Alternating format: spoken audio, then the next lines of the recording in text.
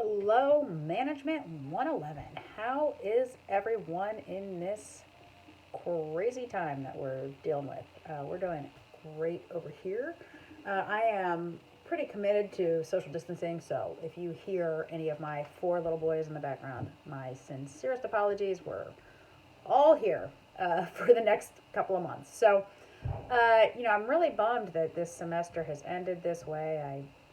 All about the precautioning, but I'm just kind of sad that we don't get to meet again. I don't get to know any of you better or spend more time with you. And, like I said in the announcements on Facebook, my goal is to be really flexible for us to work together in something that's very new and just do our best.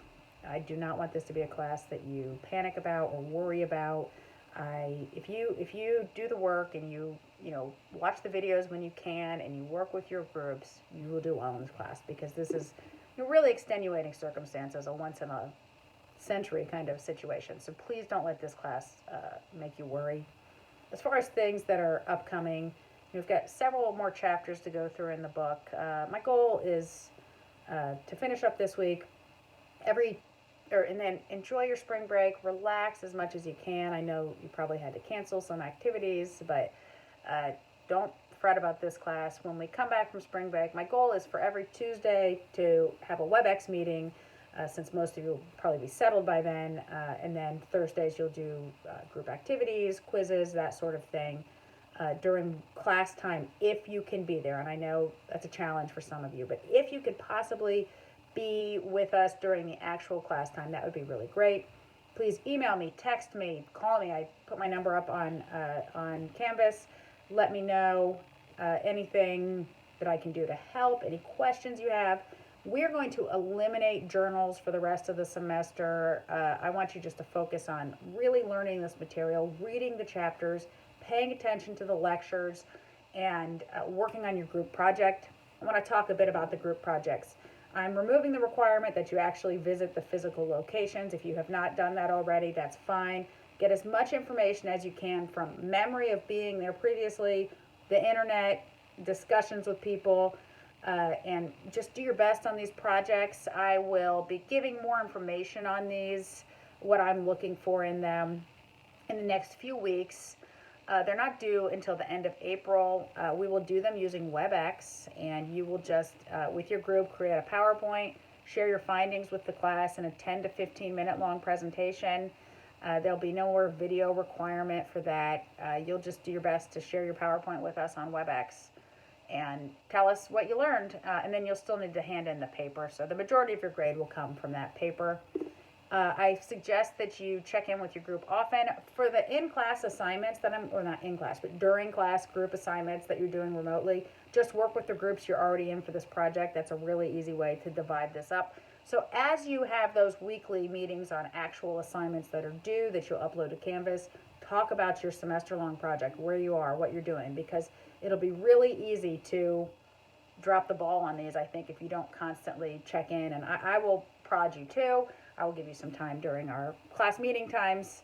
And a lot of times we won't go the whole time. So use the rest of that time that you've already set aside for this class to meet with your groups on, Google Hangouts or Slack or Google Docs or through email or text, whatever, and check in and take this project, spend an hour a week on it, 2 hours a week on it, each person in your group, so that you get it done without having to hustle at the end of the semester. I will put up a discussion board in a few weeks that will give you a chance to sign up for which date you'll be presenting. So that's where we are with this class. Like I said, this is a learning curve. This is all new for us. Some things will work, some things won't. And we're just all going to do our best. And I plan on being really generous. I hope you can do the same for me. I taught a lot online, but it's very different to plan from the beginning an online class than to plan a class that's very interactive with a lot of discussions and activities that's meant to meet face to face, and then suddenly change that to being online. So we're all doing our best here. The main goal is to stay healthy and to reach as many of those learning objectives from the class as we can. So stay in touch and stay healthy, and hopefully this semester will go really well, the rest of it. All right? All right, so first, and also I will be going through the PowerPoints. Bring them up on your computer now, chapters 11 and 12. I'll go through these today. And if you can be looking at the PowerPoints, that would be really helpful. So you might need to pause this to go get your laptop and do that. Or maybe you're on your laptop, but you might need to pause this to open those up. They're on Canvas. All right, so chapter 11 is about human resource management. So if you're in 211, you're getting a double dose of human resource management today. I've got a video that's great about Teach for America, but not going to be able to show it the way we're doing class right now. Like I said to 211, maybe someday this summer when we're allowed to leave our houses again, we could all get together and watch all the videos we're not going to get to watch in this class. So human resource management is the part of an organization that recruits employees, selects them, interviews or guides interviews, follows laws, makes sure that rules are followed, figures out how much to pay people, what benefits will be, what expectations for employees are, how to reprimand people if they make a mistake. And the human resources is faced with a lot of challenges now. We have people working older than they ever have before, longer, and retiring later. We have shortages of trained workers in certain areas.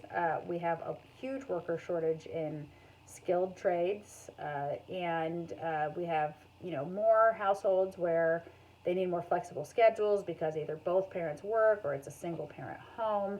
People want more benefits.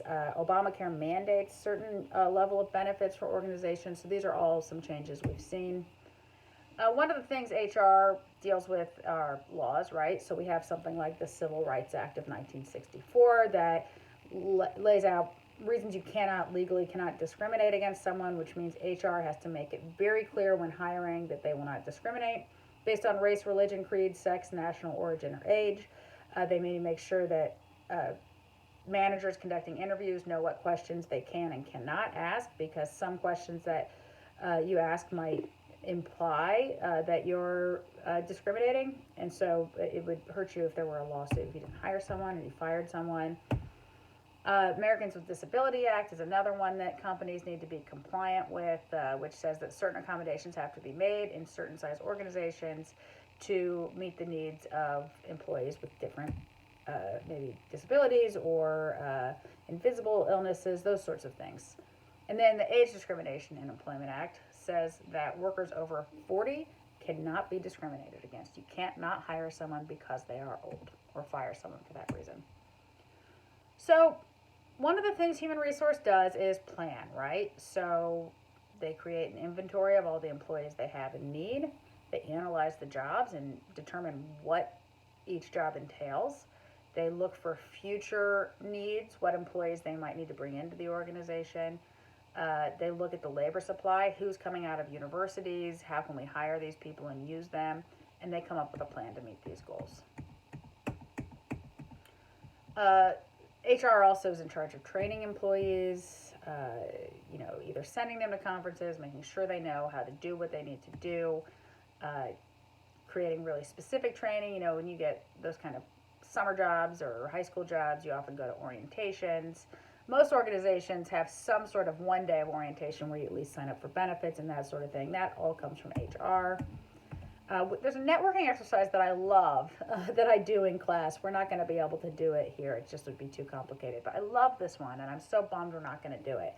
But networking is really important for you, and the more contacts you can make and keep, the better you will do career-wise. So always be kind to people, because you never know when they might be able to help you in an organization or reach your career goals. Read through this networking exercise. Think about it. Think about what you would learn through completing this exercise, all right?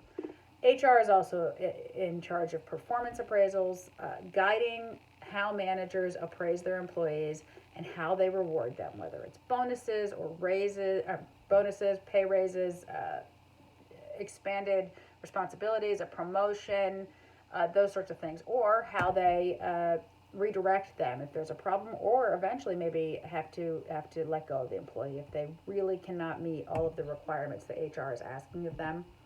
And then HR is in charge of benefits, right? Who gets what benefits, how much employees pay toward those benefits, how much is paid for by the employer. They also work on scheduling. How do we let our employees work? Do they have to be there from 8 to 5 every day, or can they work 40 hours a week but whenever? Can they work half from home, half from the office? This is different company to company, and this all comes from HR. And so if you get to this last slide, you'll see the group work that you need to do for this week. Each group just needs to hand in one copy of this. So either email it to me, share the doc with me, or upload it to Canvas. You're going to get into your groups, again, Google Hangouts, text, chat, a Google Doc, and you need to create a PowerPoint together.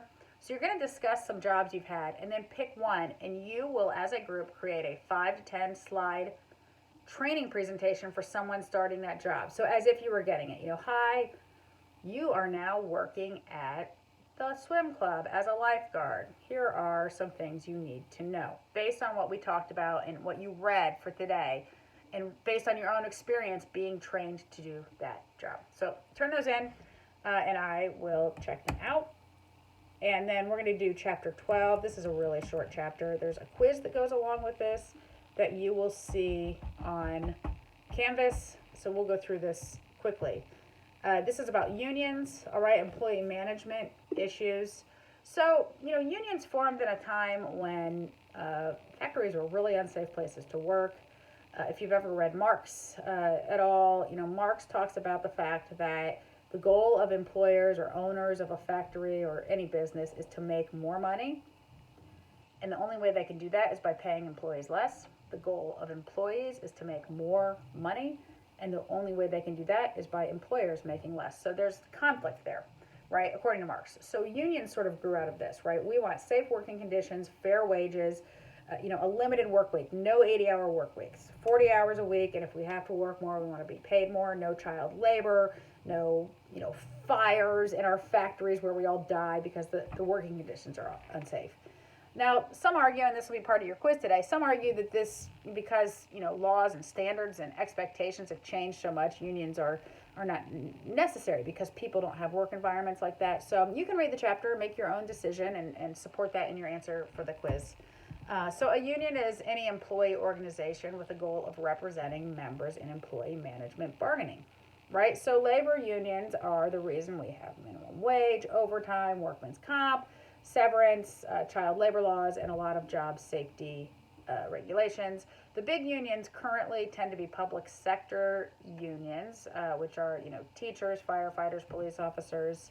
And then we have organized unions like the AFL-CIO is the biggest one, right? And you've, for the chapter, read through what all of these are and where they came from.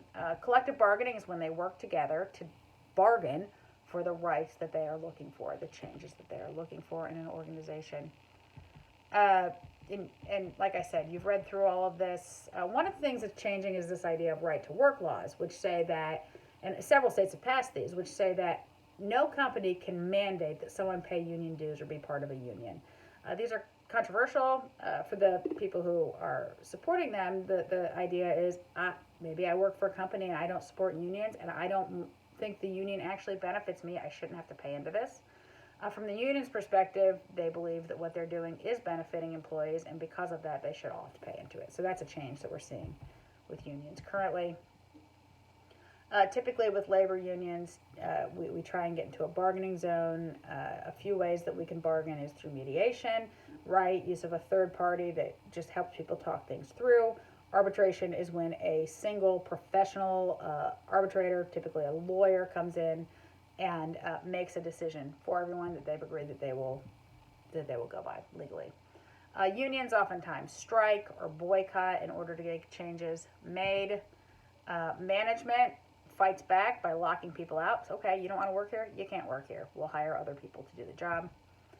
And so unions have a huge part in our history. They're very political. If you look at political donations, you'll see that unions are some of the highest political donors that we have. We really don't know what the future looks like for unions as our landscape changes. So I'm interested to see your answers as you take this quiz, what you think about unions, and I look forward to continuing this class remotely and doing our best to make it awesome. I will talk to you soon. Don't forget to complete your work on Thursday, and please keep in touch. Have a wonderful spring break, and I will talk to you again on March 31st. We'll probably meet by WebEx then, like I said, because I think we'll all be settled then. I'll keep you updated on Canvas, and I will talk to you all soon. Contact me if you have questions or needs. Thank you.